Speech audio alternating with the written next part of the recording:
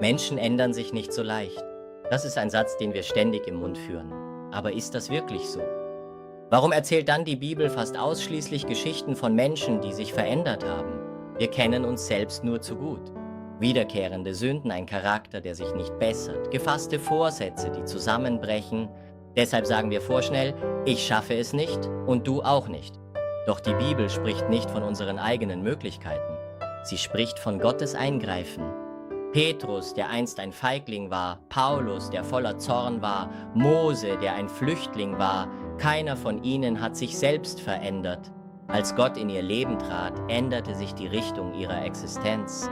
Veränderung ist keine Frage des Entschlusses, sondern eine Frage davon, mit wem man unterwegs ist. Versuche heute nicht, dich selbst oder andere zu verändern, sondern überlasse es Gott. Wenn Gott etwas beginnt, verändert sich der Mensch unweigerlich.